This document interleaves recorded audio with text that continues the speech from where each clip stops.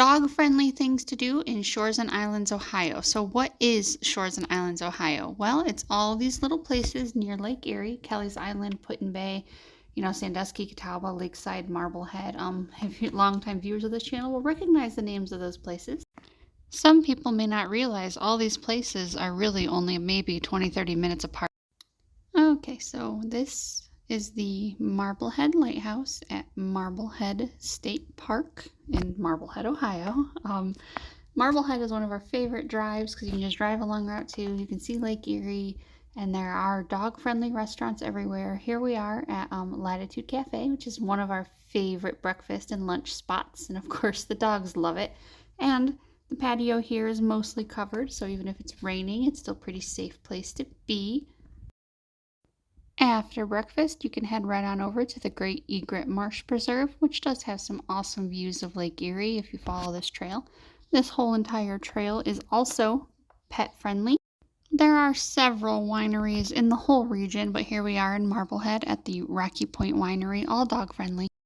Moving on to Sandusky, Ohio, if you like spooky things, the Cholera Cemetery can be walked with your dogs. This is a mass grave area. For lunch in downtown Sandusky, you can stop at Saucy Brew Works. If you prefer something a little more locally owned or you just like breweries, Bait House Brewery in Sandusky is another one that we recommend. They even have a little doggy door, and the patio here is covered, which is really helpful when it's raining. Again, most of the restaurants in Sandusky will let you bring your dog.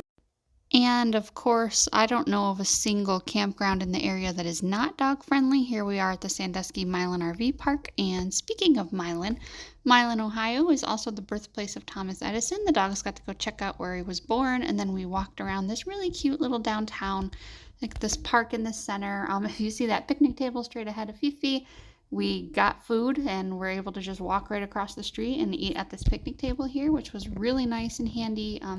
We didn't really feel like we did takeout, so to speak, because we just had a place to sit right there. Huron, Ohio is only a short drive from Milan, Ohio, and Huron is right on the shore of Lake Erie. We're looking at a little public access point that would serve as a dog-friendly beach if you needed to use it. And also Huron has this pretty famous lighthouse here that we were able to walk to with the dogs. Nickel Plate Beach is also in Huron, Ohio. It is a gorgeous all-sand Lake Erie beach. However, there are time restrictions for dogs, so keep an eye on that.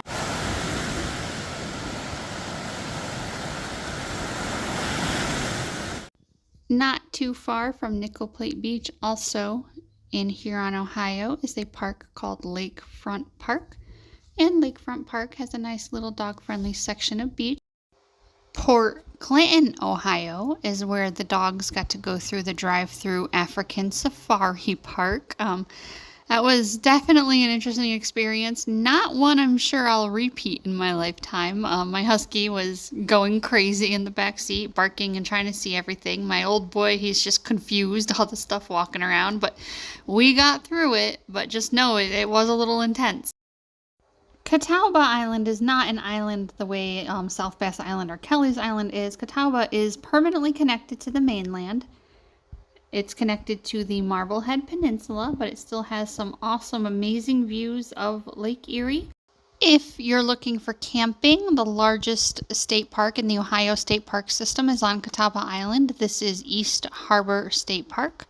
And East Harbor State Park also happens to have a dog-friendly section of shoreline on Lake Erie.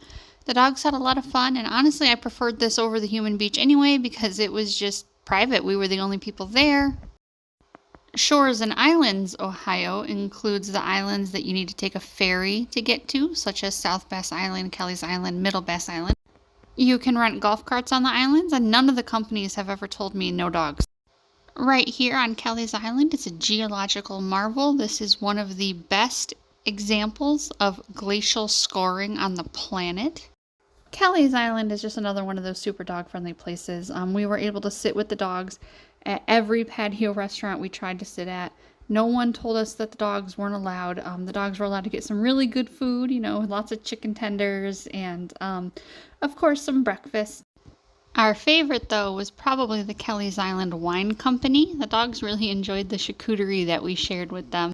Kelleys Island has this really cool sculpture park that was great to just walk around with the dogs and look at all the cool sculptures, and the dogs are even allowed to go inside to the art gallery. If you have a well-behaved dog that you can trust to be off-leash around water, the Kelleys Island public beach is a great place because there's no rules that we could find, so we were able to let Bayo off-leash and he got to enjoy swimming. Another super dog-friendly town would be Put-in Bay, which is located on South Bass Island, and yes, you need to go by ferry. This was another super dog-friendly place as far as, trying to eat with the dogs at restaurants goes. There were signs everywhere on a lot of different places for these dog-friendly patios or, just dog-friendly areas. We didn't have to ask everywhere we went because there were signs, but no matter what we wanted to do, whether we wanted to have a full meal or, just sit down and have a nice drink, the dogs were there. They were allowed to be with us. I mean, even at the wine company. What really impressed me were the places that brought dogs water.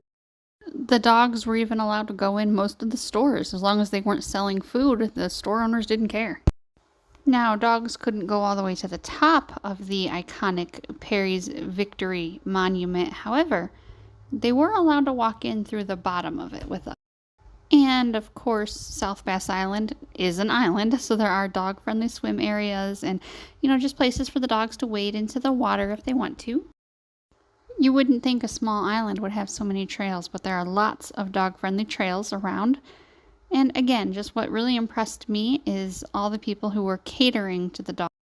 This is by no means a full account of everything that you and your dog can do in the Shores and Islands, Ohio region. This is just a sampling of some of the things we have done in the area. Let us know in the comments if there's anything we've missed and we'll add it to our list.